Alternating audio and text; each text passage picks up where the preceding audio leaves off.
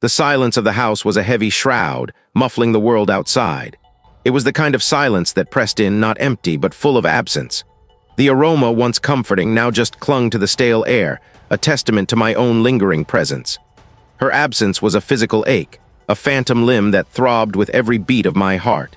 It had been 6 months since the funeral, 6 months since the quiet hum of her breathing beside me had ceased. The details of those last few weeks were a blur of hushed voices, antiseptic smells, and the crushing weight of helplessness. My old life, the one we had built together, had become a mausoleum. Every photograph on the mantelpiece, every book on the shelf, every worn armchair held a ghost. I couldn't breathe there anymore. The air itself felt thin, choked with memory. So when the solicitor's letter arrived, crisp and formal, bearing news of an inheritance from a grandmother I'd never known, it felt less like an opportunity and more like a desperate escape hatch.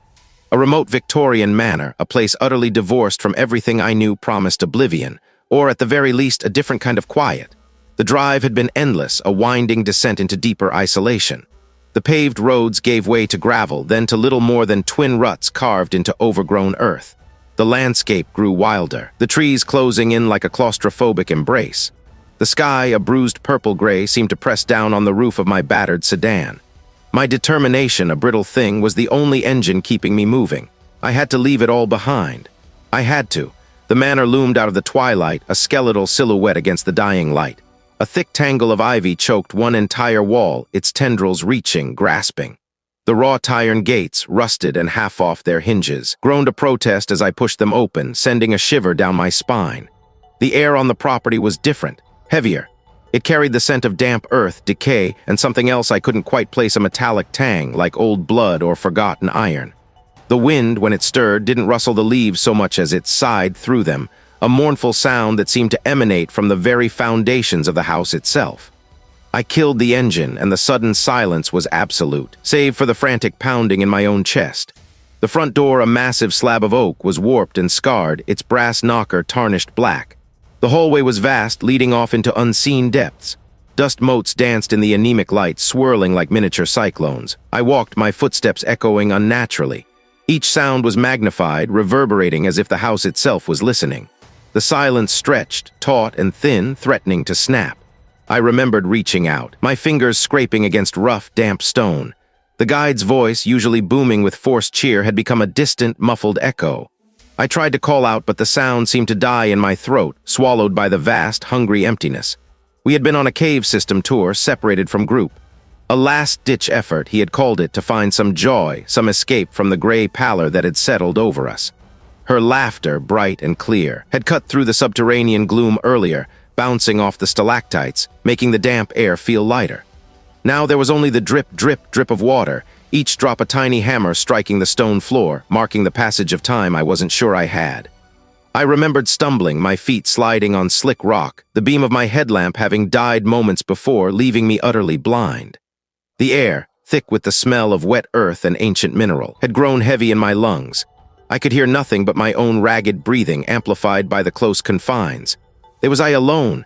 Had they even noticed I was gone? The guide had been so confident, so certain of the path, but the passage had narrowed, then forked, and I had lagged behind, mesmerized by a particularly crystalline formation. One moment her hand had been in mine, a warm, reassuring presence. Each echo of my own breath sounded like another presence, unseen, unheard, but there. A deep guttural sound, like water rushing through a subterranean tunnel, had resonated through the rock, vibrating in my chest. Or had it been the blood in my ears? The walls seemed to press in, the air growing thin. Where was the light? Where was the sound of voices? Where was she? My breath hitched and I blinked, the cavernous hallway of the manor snapping back into focus. The bare bulb above still flickered, casting its meager light on the dust motes. The smell was mildew and decay, not damp earth. It clung to me, a residue of the memory or perhaps a premonition of what awaited me here. The house felt like a cave, vast and indifferent, and I was still separated from the group, but which group? And what exactly was I separated from? I traced the raised, swirling pattern of a forgotten monogram etched into the mantelpiece, dust motes dancing in the slivers of light that pierced the grimy window. My fingers brushed over the cold, unyielding stone, a phantom chill seeping into my bones that had nothing to do with the house's persistent damp. The silence, thick and heavy, seemed to absorb all sound, even the rustle of my own breath. This house, my grandmother's house, It stretched before me, a skeletal hand grasping at the sky, its timber bones groaning under the weight of years and neglect. The air tasted of decay and old paper, a musty sweetness that clung to my clothes. Each step felt like an intrusion, a trespass into a slumbering past. Parlors shrouded in dust sheets like ghosts in waiting, a dining room where the long table sat bare, reflecting the dim light like a polished coffin. I peeled back a sheet in one room, revealing a faded velvet armchair, its fabric worn smooth in places, hinting at countless hours spent in quiet contemplation or hushed conversation. A faint scent of lavender and something else, something sharp and metallic, lingered in the air before vanishing as quickly as it came.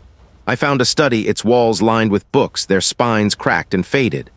A heavy mahogany desk dominated the center, cluttered with forgotten curiosities, a tarnished silver letter opener, a dried-up inkwell, a small, intricate compass whose needles spun aimlessly. Beneath a stack of brittle ledgers, I discovered a loose album. The cover was stiff leather, its corners frayed.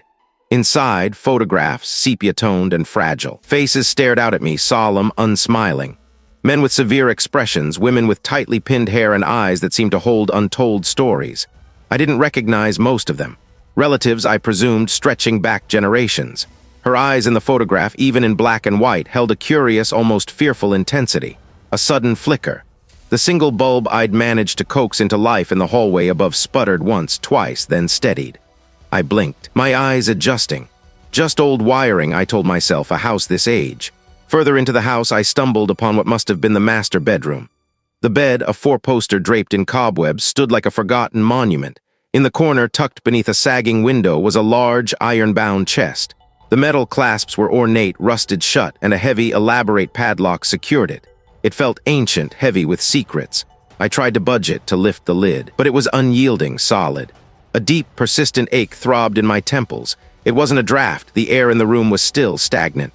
I shivered violently, pulling my arms around myself. The house was drafty, of course, it was nothing more. I stood up, rubbing my hands together, trying to generate some warmth. I walked towards the window, drawn by a faint, distant hum that seemed to vibrate in my bones. I pressed my forehead against the cool glass, peering out at the overgrown gardens, the skeletal trees. The hum intensified, a low thrumming that was almost a vibration, almost a sound. Suddenly, the world twisted. One moment, I was looking out at the tangled ivy and skeletal trees of the manor's grounds. The next, the scent of damp earth and mineral deposits filled my nostrils, replacing the stale air of the house. The faint hum was gone, replaced by the rhythmic drip, drip, drip of water echoing off unseen surfaces. My vision blurred, then sharpened, showing me not a garden, but rough, uneven stone walls, slick with moisture. I was in a narrow passageway, the air thick with the smell of wet rock and something else, something metallic and sharp, like ozone or blood. I was utterly alone. The muffled sounds of what might have been a distant group, their voices swallowed by the echoing cavern, reached me, then faded. I spun around, disoriented, my heart racing. Which way? The exit? Panic flared, hot and sharp, tightening my chest. I opened my mouth to shout, but no sound came out. Then, as suddenly as it had begun, it was gone. I was back in the master bedroom, my forehead still pressed against the cold glass of the window, my breath fogging the pain.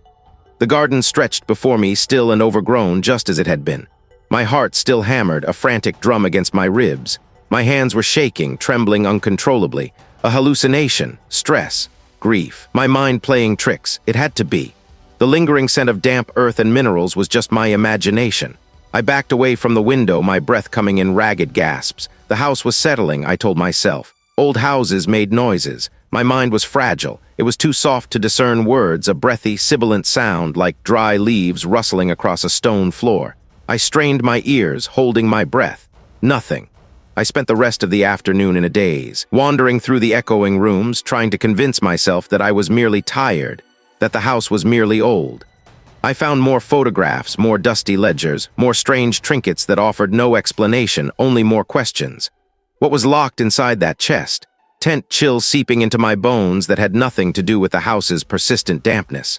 It felt like a memory of cold, sharp, and cutting that settled deep within my marrow. I tried to shake off the persistent unease. It was just an old house, a very old house.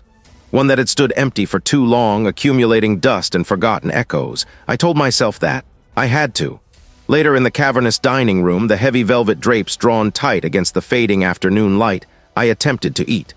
The fork felt alien in my hand, scraping against the ceramic plate with an unnatural loudness that made me flinch. A faint floral scent drifted through the air, subtle at first, then growing stronger.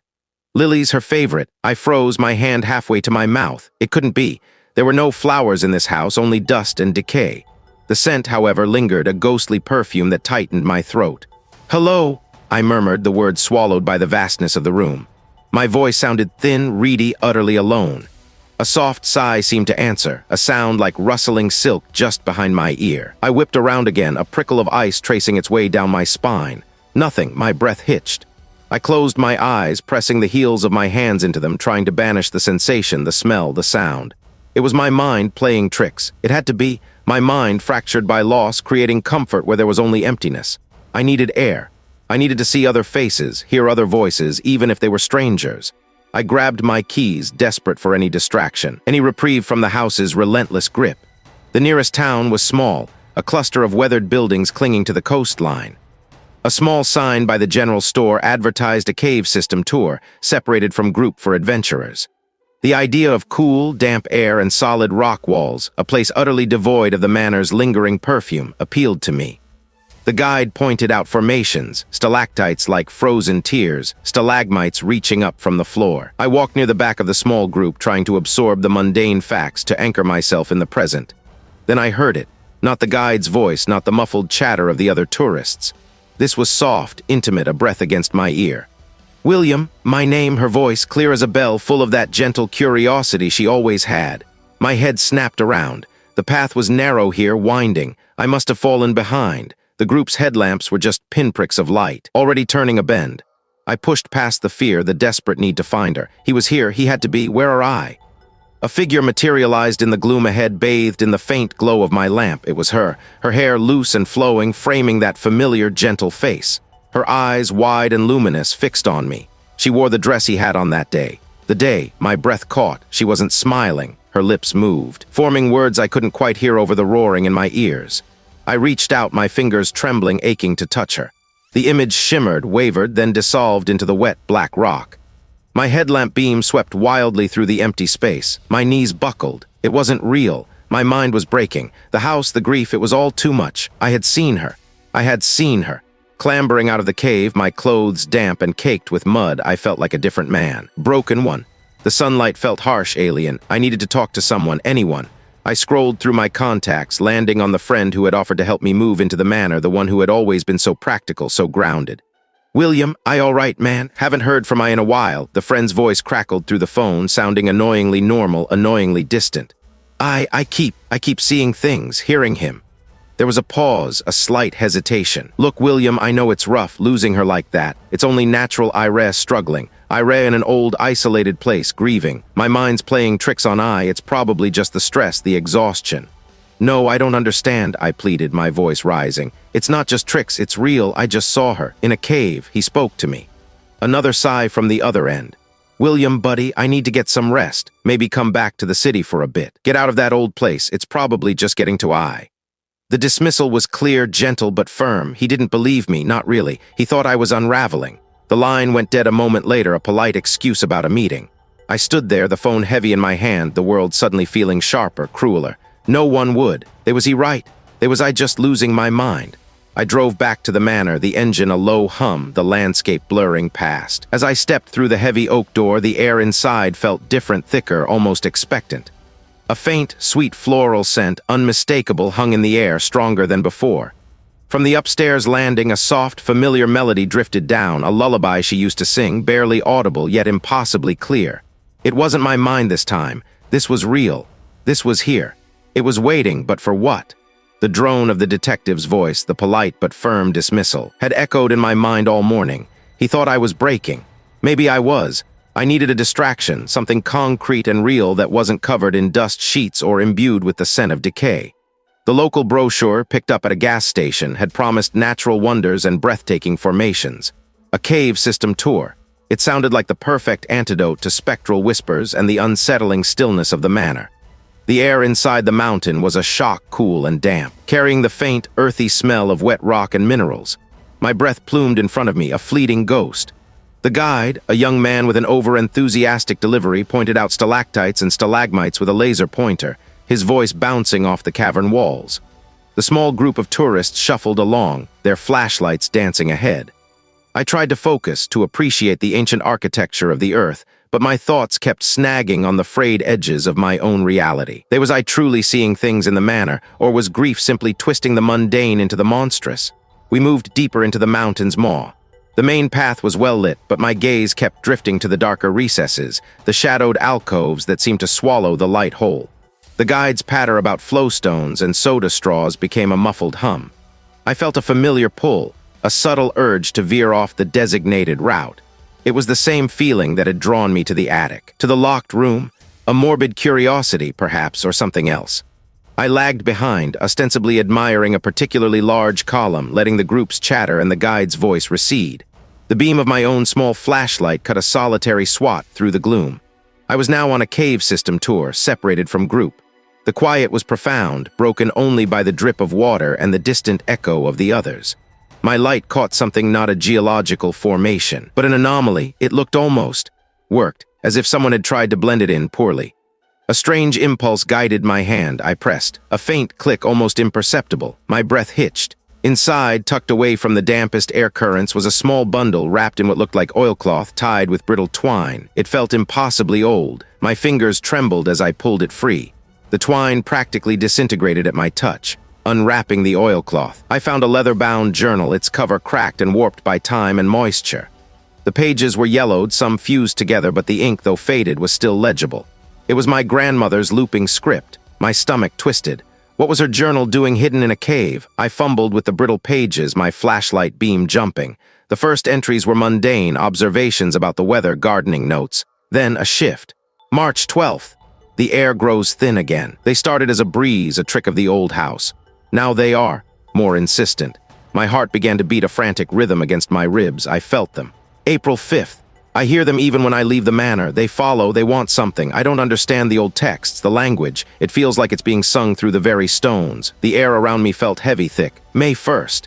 He came again, the collector, asked about the arrangement. I told him nothing. He suspects, they all suspect. But they don't know, not like I know the weight of it. My mother, her mother, this endless chain. May 18th. The pact, it is real. I saw the proof, not in dusty books, but in the way the light bends, the way the walls hum. It demands a sacrifice, not of blood, not in the way they understand, of memory, of self, of connection. My eyes darted across the page, the words blurring. The pact.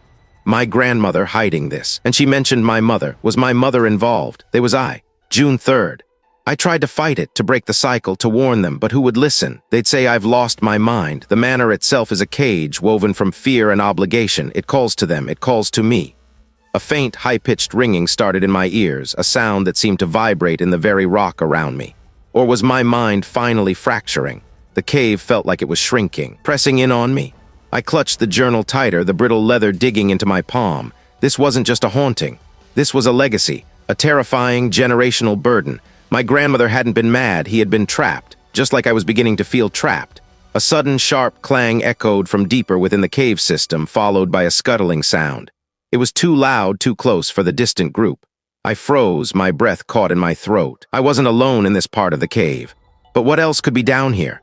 Maybe I was. The local brochure, picked up at a gas station on the edge of town, promised exactly that. A cave system tour, separated from group, was the last thing I wanted to be, but the brochure listed it as a feature, a challenge, a testament to the thrill of exploration. I just wanted to feel the cold, damp earth beneath my feet, something solid and unyielding, something that had existed long before my grandmother's house, long before my own sorrow. The air inside the mountain was a shock, a damp, earthy chill that bit at my exposed skin. It smelled of wet rock and something vaguely mineral, like rust and distant thunder. A small group, mostly families with bright-eyed children, huddled around a burly guide whose voice boomed, bouncing off the slick limestone walls. He spoke of stalactites and stalagmites, of millions of years of patient dripping. I tried to focus, to absorb the facts, to let the sheer indifferent age of the place wash over me. It was a temporary balm, a thin shield against the gnawing emptiness I carried. The path narrowed, the ceiling lowering until I had to stoop, my shoulders brushing against the rough, cold stone. The children's excited chatter began to fade, replaced by the rhythmic drip of water and the scuff of shoes on gravel. A trick of the eye, I told myself, a symptom of tired nerves and flickering lanterns. Then a sudden, sharp turn in the passage. The group ahead of me bunched up, then moved on. I paused, my gaze caught by a particularly intricate formation of flowstone like a frozen waterfall. I touched it. When I looked up, the rear of the group had vanished. Their voices, previously a comforting murmur, were gone. I was alone. I fumbled for the small flashlight I'd brought, its beam weak and yellow compared to the guide's industrial lamp. "Hello?" My voice sounded reedy, pathetic, swallowed instantly by the vast, damp space. The echo came back, distorted, elongated, not my own voice at all. It sounded like a moan. The mineral smell intensified, tinged now with something else, a faint, sweet scent like wilting lilies. My wife's favorite flower. My stomach lurched. No, it was just the damp, just my mind playing tricks. I took a step, then another, trying to catch up. The passage ahead stretched into an impenetrable blackness. A sound, faint at first, then growing clearer, pulled me up short. Not the drip of water, not the wind, but words, my name. William. Soft, breathy, a voice I knew, a voice I loved more than anything. My wife's voice, my breath hitched. Sarah. I rasped, my heart racing. It wasn't possible. He was gone. I knew he was gone. William, why did I leave me? The words were laced with a sorrow so profound it threatened to buckle my knees. It was her, it had to be her. But the sorrow was wrong. It twisted into something accusatory, something sharp. I stumbled forward, my flashlight beam jumping erratically. The passage opened into a small, irregular cavern, and there he was. She stood in the center of the space, illuminated by my weak light, her back to me. Her hair, the same burnished auburn, cascaded down her shoulders. The familiar curve of her neck, the way she held herself, it was all Sarah. A wave of overwhelming relief, so potent it bordered on agony, washed over me. I reached out a trembling hand. "Sarah, my love," I choked out, tears stinging my eyes. I thought I'd lost eye. She turned slowly. My breath froze in my lungs. It was her face, yes, but distorted. Her lips were pulled back in a rictus of a smile, too wide, too sharp, revealing teeth that seemed elongated, almost predatory. Her skin, once soft and flushed, was pale, translucent, stretched taut over prominent bones. The sweet smell of lilies became cloying, suffocating. I tried to scream, but no sound escaped. My legs wouldn't move. This wasn't Sarah. This was a mockery, a vile caricature born of my deepest pain. The black eyes fixed on me, unwavering, filled not with love, but with an ancient, consuming hunger. I squeezed my eyes shut, shaking my head violently, trying to dispel the nightmare. When I opened them, he was closer, her skeletal fingers almost touching my face. The cavern itself seemed to warp, the rock formations twisting, stretching like melting wax. I stumbled backward, tripping over my own feet, scrambling desperately away from the monstrous parody of my wife. Was I losing my mind? Or was something truly reaching for me, twisting the very air I breathed into a weapon of despair? The black eyes fixed on me, twin voids reflecting nothing, not even the faint light from the hallway. A cold, damp breath, smelling of grave soil and the lilies, brushed my face. It wasn't Sarah. It was a cruel, grotesque mimicry, a thing that wore her face like a mask of agony. My lungs seized. My throat was sand. I couldn't move, couldn't breathe, couldn't even blink. The air pressed in, thick and heavy, like being submerged in freezing mud. A silent scream tore at the inside of my skull. The scent of lilies vanished, replaced by the cloying dust of the old house. I stumbled back, gasping, my hands slamming against the wall, knuckles scraping the rough plaster. My heart hammered against my ribs, a trapped bird desperate for escape. The following days blurred into a frantic search. Sleep was a luxury I couldn't afford, a fragile bridge to nightmares I couldn't bear. I tore through my grandmother's study, a room I'd barely touched since arriving. Dust motes danced in the sparse sunlight that pierced the grimy panes, illuminating shelves crammed with leather-bound volumes, brittle documents, and obscure journals. My fingers, stained with grime and ink, traced faded titles, local flora and fauna, chronicles of the Blackwood Valley, esoteric symbolism. None of it seemed to directly relate to what I was experiencing, but I felt a growing certainty that the answers were here, buried beneath layers of forgotten time. I found a large, ornate family tree, meticulously drawn on yellowed parchment. Generations stretched back, a tangled web of names and dates. I followed my own lineage, tracing backward, then sideways through the branches. The dates of death were often vague, sometimes just a question mark. Worse, many entries simply ended with a cryptic note: disappeared, lost to the woods, confined to quiet contemplation. The phrase quiet contemplation sent a shiver down my spine. A thing that dwelled in the ancient woods surrounding the manor, a presence that stole the essence of memory, leaving its victims empty shells. The book described inexplicable disappearances, children lost to the mist, adults found wandering aimlessly, their minds fractured, their eyes vacant. Stole the essence of memory, twisting perceptions. My heart thudded, a heavy, dull ache. It wasn't just my family. It was the land itself, infected by this ancient horror. The research was both enlightening and terrifying, fueling my paranoia. The house, even with its secrets laid bare, felt too close, too suffocating. A stupid idea, perhaps, but the thought of being anywhere but the manor, even for a few hours, was a desperate lure. I needed to feel solid ground beneath me, even if it was miles below the surface. The cave system tour was a strange, almost surreal escape. A small group led by a laconic guide shuffled along the narrow, illuminated paths. The guide pointed out stalactites and stalagmites, droning on about millennia of geological formation. I tried to focus, to absorb the mundane facts, to anchor myself in something real. I found myself lagging behind the group, my pace faltering. My thoughts kept drifting back to the fragmented family tree, the unsettling legend. The guide's voice became a distant hum. The other tourists, their chatter echoing strangely off the damp rock, seemed to recede. Lily's, my breath hitched. It couldn't be, not here. I spun around, my eyes darting into the inky blackness behind me. Nothing, only the glistening, wet rock, but the scent lingered, cloying and sickening. My heart began to pound, a frantic drum against my ribs. I picked up my pace, trying to catch up, but the path seemed to stretch, the distance between me and the group widening. Not distinct words, but a low, sibilant murmur, like dry leaves skittering across stone. It seemed to come from everywhere, from the very rock itself, weaving in and out of the water drips.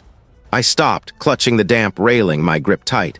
Was it the wind, the acoustics of the cave, or was it them, the chorale?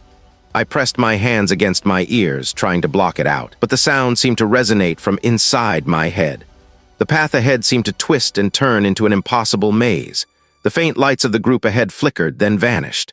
I was alone, utterly, terrifyingly alone in the belly of the earth. It felt like a song of forgotten things, a chorus of echoes, calling my name, or was it calling me?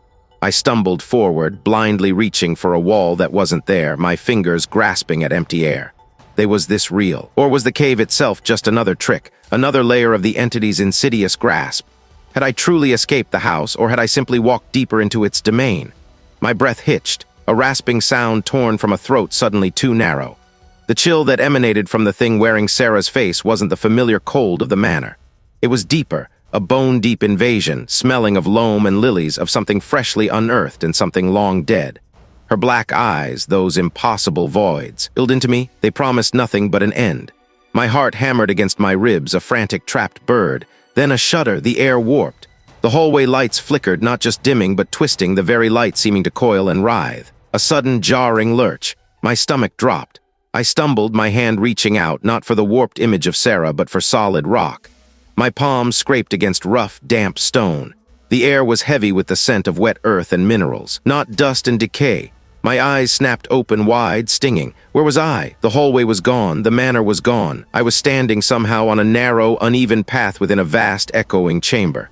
Water dripped, a slow, rhythmic plink, plink, plink from an unseen ceiling high above. My head throbbed. I remembered signing up.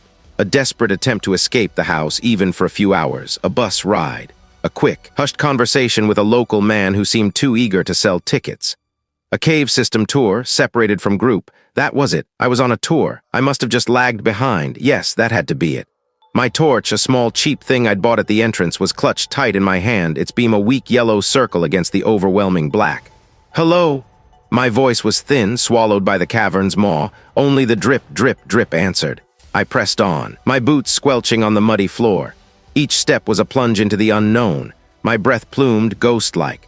The cave walls, slick with moisture, pressed in, their surfaces a patchwork of ancient rock and strange, glistening formations. It felt almost worked, not natural. My light faltered. The beam flickered, then died. My world dissolved into absolute, suffocating black. I fumbled with the torch, shaking it, cursing under my breath.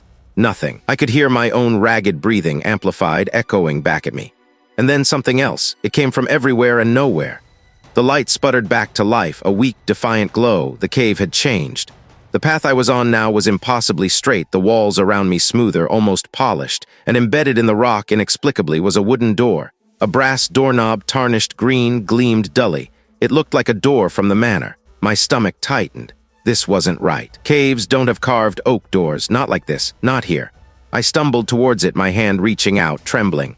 The wood felt solid, real, splintered in places, smelling faintly of old varnish and lilies, the same scent that had clung to the mimicry. My mind recoiled. This wasn't a cave system tour. This was a trap. The house had followed me, or rather, I had never left. The cave, the bus ride, the local man, all of it a cruel fabrication. A stage set for my isolation. I tried the doorknob. It turned with a heavy metallic groan. The door wasn't locked. My grip tightened on the torch. This wasn't an escape. This was another path into the labyrinth, one designed by something that knew every corner of my fear. My body screamed at me to turn, to run, but where? The cave walls behind me seemed to ripple, the stone twisting and blurring at the edges of my vision. The path was shrinking, the walls moving in. I could feel a pressure, a vast, unseen weight pushing against my mind. It wanted me to step inside, but I wouldn't. I couldn't. I stared into the blackness, my torch beam swallowed without a trace. What lay beyond that impossible threshold? I didn't step inside. I couldn't. The pressure was too much, a silent scream against my inner ear. The darkness beyond that door felt like a hungry maw, not merely an absence of light, but a presence that consumed. I stumbled back, my hand flying to the cold, rough wood of the hallway wall, splinters digging into my palm. My breath hitched. The air, thick with dust and the scent of decay, tasted like old pennies. My vision blurred. The hallway seemed to stretch, the wallpaper patterns writhing like trapped worms. The floor tilted, a sickening lurch in my stomach. I squeezed my eyes shut, a desperate attempt to reset my senses, to claw back to reality. The air was damp, cool, carrying the faint, metallic tang of minerals and something earthy, primordial. Instead, I stood on a narrow, uneven path of rock, the glow from a distant, artificial light source barely illuminating the slick, gray walls around me. I was in a cave system tour, separated from group. Where were the voices? The cheerful chatter of the guide, the shuffling footsteps of the other tourists. Nothing but the drip, drip, drip. No footprints but my own, no familiar faces. My hand reached out, brushing against the rough, cold stone. It felt real, too real. There was this another trick, another manifestation of the house's insidious grip. A low hum began not in the cave, but in my skull. It vibrated behind my eyes, a deep, resonant thrum that seemed to align with the sporadic water droplets. Each drip was a punctuation mark to a thought that wasn't mine, a memory that felt ancient, foreign, yet undeniably present. Power, shelter.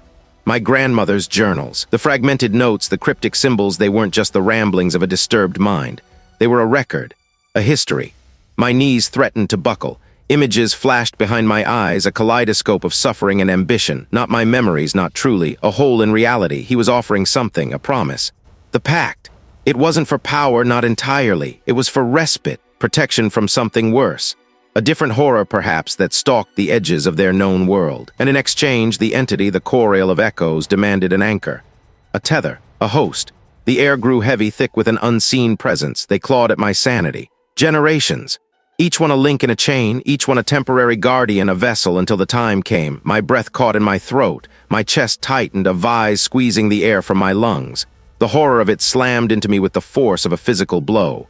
The deaths, the disappearances, the madness that haunted my family line, it wasn't a curse. It was a contract, a debt, and now I was here in the manor, drawn by grief, by inheritance, the sole remaining heir. The hum in my head reached a crescendo, a piercing frequency that threatened to shatter my skull. The entity wasn't just haunting the manor. It was waiting for me, the designated inheritor, the next sacrifice, the anchor. I wasn't just a victim in this macabre play. I was the protagonist, the chosen one, the next offering. A guttural cry tore from my throat, raw and desperate. I wasn't trying to escape the manor. I was trying to escape my own blood. The cave walls seemed to close in, the air growing thin, heavy with the stench of fear. My fear. How could I fight a legacy written in blood, a pact made before I was even born? What could I do against a horror that had already claimed my family and now claimed me? The pact, the chorale, the host. It had all become sickeningly clear, a tapestry woven from the frayed threads of ancestral diaries and the chilling whispers that now echoed through the empty rooms. Just like the others. And now I was meant to be the next anchor, a living tether for something that devoured memory and twisted reality.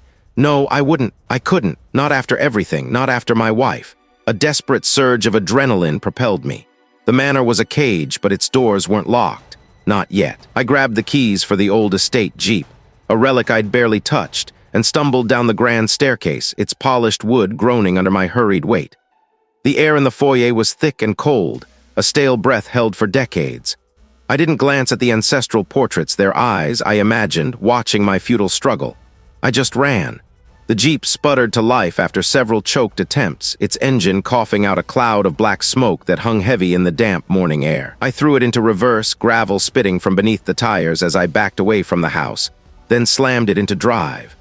The long, winding driveway, usually a peaceful tunnel of ancient oaks, felt like a gauntlet.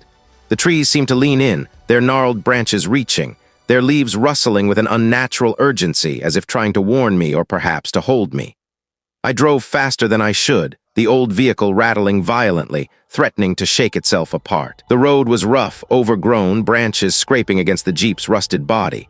I focused on the horizon, on the promise of town, of people, of anything that wasn't this decaying house and its hungry secrets. But the drive stretched on and on.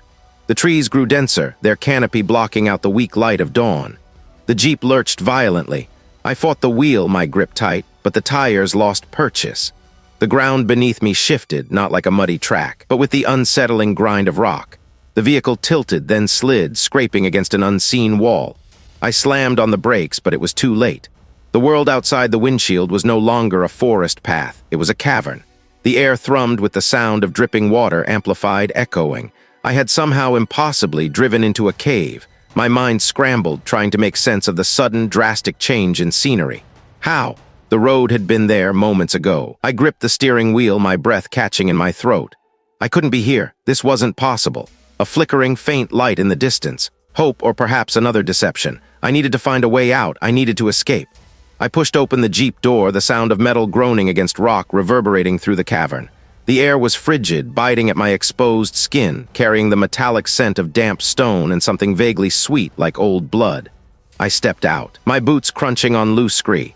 The ground was uneven, treacherous. I fumbled for my phone, its weak beam slicing through the gloom, revealing impossible formations, stalagmites like petrified teeth, stalactites dripping with a viscous sheen. I started walking towards the distant light, my footsteps echoing back at me, distorted as if a dozen invisible companions were mimicking my every move. The cave walls closed in, the ceiling pressing down, making my shoulders ache with imaginary weight. Then a sound. Not my own footsteps, not the water. A low hum, deep and resonant, vibrating through the very rock beneath my feet. It swelled, then receded like a vast, unseen choir drawing a slow, deliberate breath. The air grew heavy, thick with a pressure that squeezed my lungs.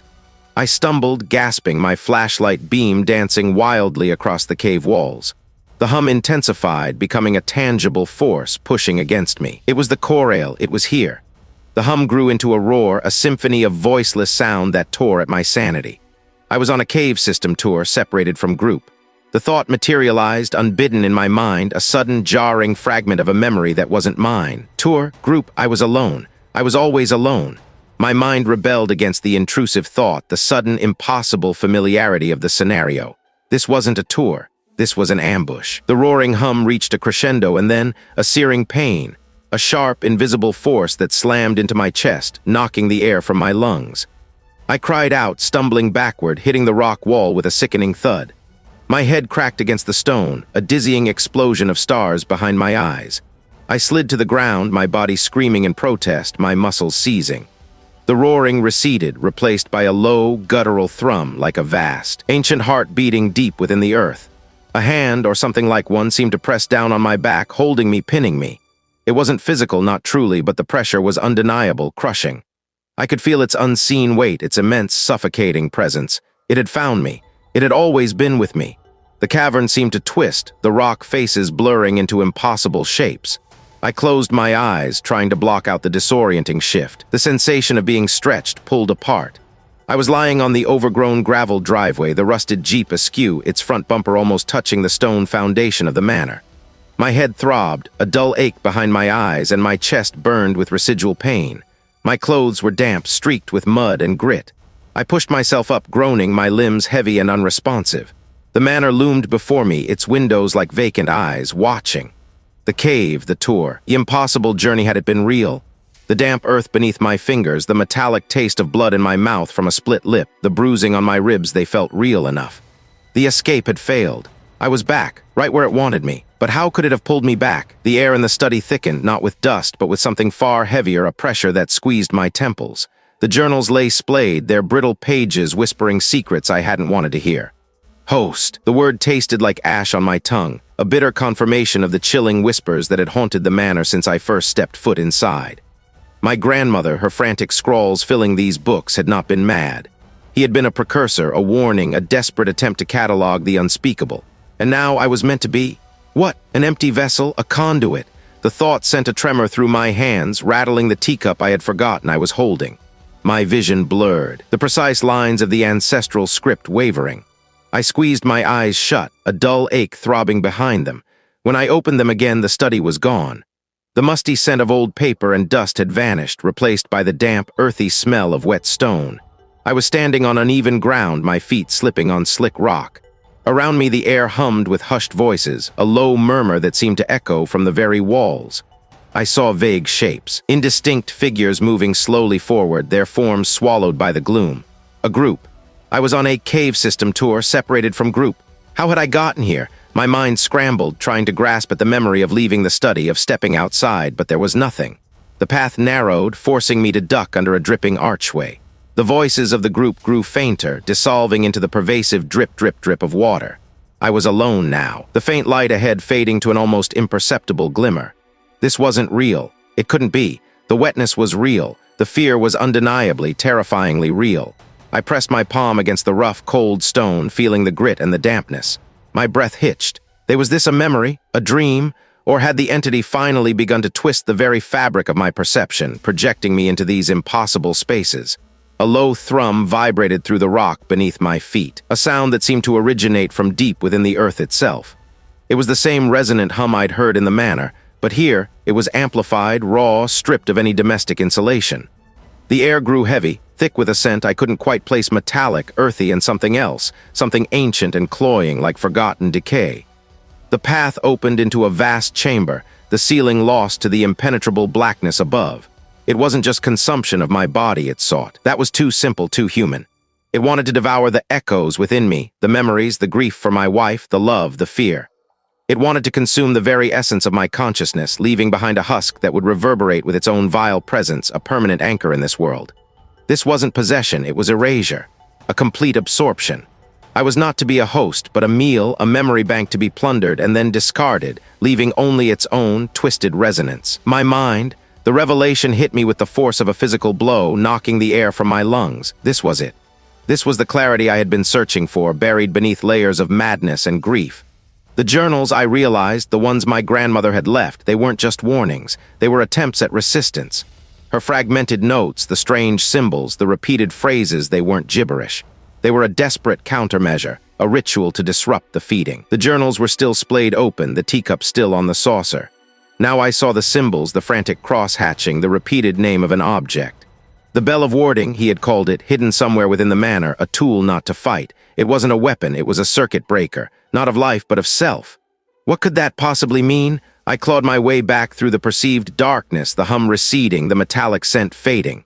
My head swam and the cold, damp cave system dissolved, replaced by the familiar, yet now infinitely more menacing study. The journals were still splayed open, the teacup still on the saucer, but now I. The transition had been too seamless, too real, a terrifying testament to the entity's reach. My hands, I noticed, were trembling, not from fear, not entirely. I was done reacting. The journals lay open, their brittle pages detailing generations of subjugation, of a lineage twisted into an unending sacrifice.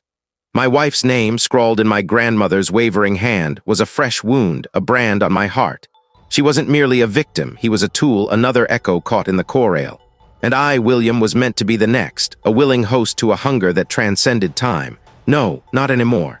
My gaze settled on the circular symbol etched into the floorboards beneath the heavy Persian rug, now exposed. It was the heart of it all. The anchor, the journals had spoken of its power, its ability to bind and to sever. I knew what I had to do. The counter-ritual wasn't about arcane words or forgotten gestures. It was about breaking the connection, about rejecting the very premise of the pact. It was about severing the feed, cutting the cord that tethered the entity to my bloodline, to this house. Dust motes danced in the slivers of weak morning light that pierced the grimy window panes. My breath hitched. The air was thick, suddenly with a scent of something sickly sweet, like overripe fruit mixed with the metallic tang of old blood. It clung to the back of my throat, cloying and suffocating. My fingers traced the lines of the symbol, a complex web of interwoven circles and angular strokes.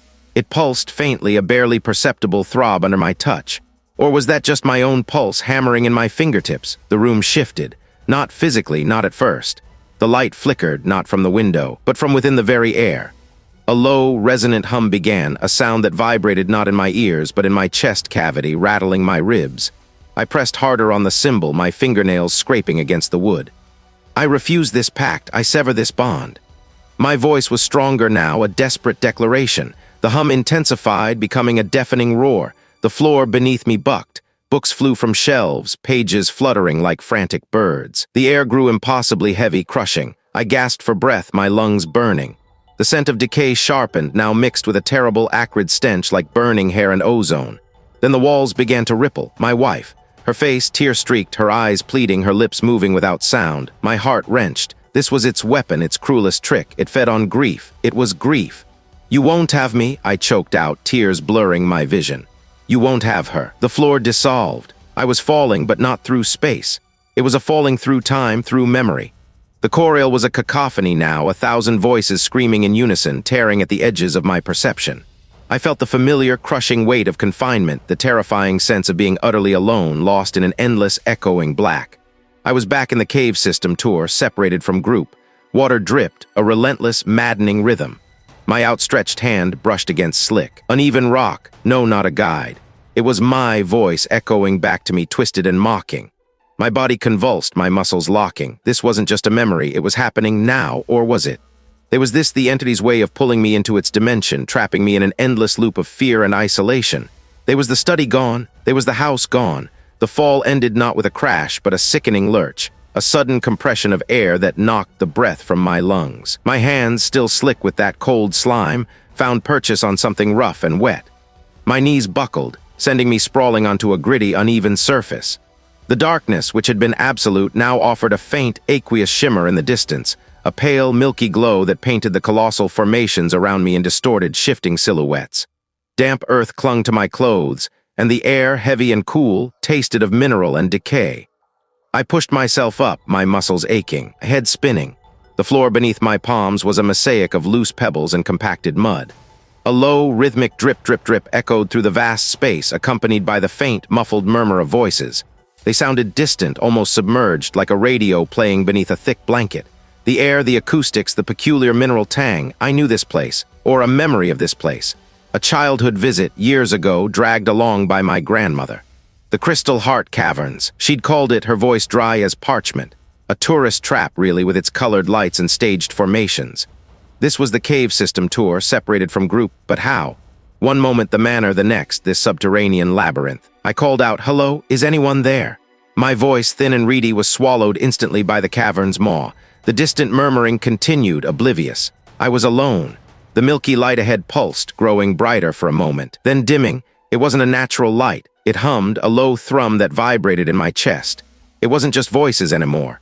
My name sometimes, my wife's name too, a soft, fragile sound that twisted my gut.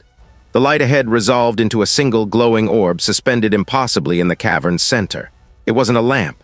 It was a sphere of pure, undulating light, shifting from pale white to an unhealthy green, then a deep, bruised purple. Within its depths, I saw them. Memories, not mine alone, but a vast, swirling nebula of faces, moments, emotions. A child's laughter, a lover's embrace, the quiet solemnity of a funeral. My own wedding day, my wife's smile, her eyes sparkling with a joy that now felt like a cruel taunt. The chorale, it was here. It was the light. It pulsed, contracting and expanding, drawing in the very air around it. The murmuring intensified, becoming a roar. 1,000 voices screaming and weeping and singing in agonizing disharmony. My teeth ached. My skull throbbed. This wasn't a physical form I could fight with my fists. It fed on memory, on emotion, on the very essence of what made us human, and it was trying to consume me. Its presence was a drain, a siphoning of my own internal landscape. I felt fragments of my past flicker, then vanish. My grandmother's face, once so clear in my mind, became blurred at the edges. A specific argument with a colleague, a fleeting thought from yesterday morning gone. It was starving me, stripping me bare, but I wouldn't break, not now. I had come too far. I remembered the journals, the cryptic warnings, the desperate attempts of my predecessors to contain this thing, the sacrifice. They had all failed because they had tried to protect their own. I understood now. To banish it, to contain it, I had to give it what it craved, but in a way it couldn't digest. I had to offer a wound, not a feast. I closed my eyes, forcing myself to concentrate to find the core of my being that still resisted. The entity was a chorus of echoes, a symphony of remembered pain. I focused on my wife, her face, her laugh, the warmth of her hand in mine, every precious, agonizing memory. The entity pulsed faster, hungrier, sensing the rich banquet I was laying out. It stretched towards me, tendrils of light and sound reaching, probing. I could feel it trying to tear them from me, to devour them piece by agonizing piece. But I wouldn't let it, not like that.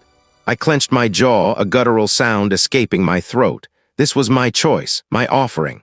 I visualized each memory as a vibrant, colorful thread intricately woven into the tapestry of my soul, and then with a force of will I didn't know I possessed, I began to unravel them. Not to forget, not to lose, but to give. A controlled, deliberate emptying, a sacrifice of the very essence that fueled its hunger. The light flared, blinding white, then contracted violently.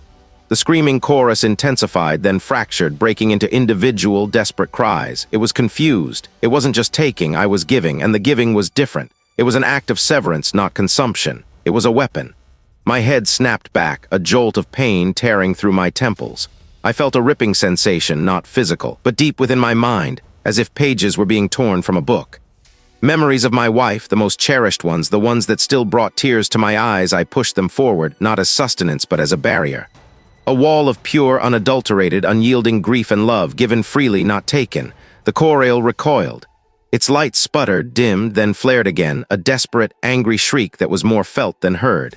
It was fighting back, trying to force its way through the sacrifice to turn it into a meal.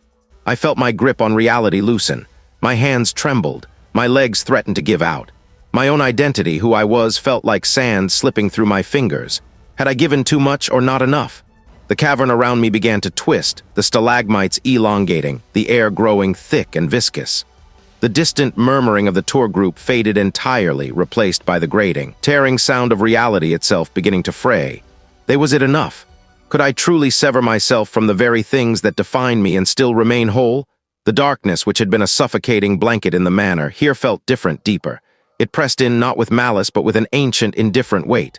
A thin, reedy groan escaped me. My head throbbed, a dull hammer against the inside of my skull. My eyes, useless in the absolute black, strained. I could hear water dripping, a slow, rhythmic plink, plink, plink that seemed to mark the passage of endless time. The air, thick with the scent of wet earth and something mineral, tasted like old secrets. I pushed myself up, my muscles screaming in protest, and fumbled for my phone. The screen flickered to life, a fragile beacon in the immensity, revealing a narrow, uneven passage. The beam danced over glistening rock formations, stalagmites like blunt teeth rising from the floor, stalactites hanging like frozen tears from the ceiling. This was no basement. This was a cave. My memory, fractured and unreliable, offered a sudden, jarring image, a brochure on the kitchen counter. Cave system tour, separated from any group if there even was one. I was alone in the earth's maw. A low hum, a vibration more felt than heard, began to resonate through the rock beneath my palms. It was the corail, I knew it. But it was distant now, muted. Like an echo of an echo, the fall had broken something, severed the immediate, suffocating connection. I was still within its reach, perhaps, but not its immediate grasp. The air still carried the faint, metallic scent of forgotten memories, but it was thinner, dispersed. A reprieve, a moment to breathe. I crawled forward, my phone clutched tight, its light barely piercing the gloom beyond a few feet. The passage narrowed, then opened into a vast chamber. My breath hitched. This was where it had been, wasn't it? This was the true heart of the manor's secret, the wellspring of its power, buried deep beneath the earth. The realization hit me with the force of a physical blow. The house was merely a conduit, a funnel. The entity itself resided here. My light swept across the cavern walls, revealing nothing but ancient rock. No shimmering portals, no pulsating organs of a cosmic horror. Yet I felt it, a lingering presence, like smoke clinging to fabric after a fire. It was wounded, perhaps, dormant, but not gone, never truly gone. My legs, weak and unsteady, carried me onward. I had to get out. But then her face, my wife's face, flickered in my mind. Not a memory stolen by the corail, but a defiant, vibrant image I clung to. An anchor. I pushed harder. The passage began to incline, and soon a faint, almost imperceptible gray light appeared far ahead. Hope, a fragile, dangerous thing, sparked within me. I followed it, my pace quickening, my lungs burning. The air grew fresher, losing its stale, mineral tang. Soon I could hear muffled voices, human voices, and the distant, rhythmic clop, clop, clop asterisk of feet on a wooden walkway, a cave system tour. I was actually within a guided tour's path. I emerged, blinking, into the sudden glare of a floodlit cavern. A group of people bundled in jackets stared at me, their faces a mixture of surprise and concern. A tour guide, a young woman with a bright red jacket, rushed forward. "Sir, are I all right? I ran out with our group." I mumbled something incoherent about getting lost. My clothes were torn, caked in mud, my face streaked with grime and dried blood. My eyes, I knew, must have been wild. I felt like I had aged a decade in a single night. It looked quieter, still.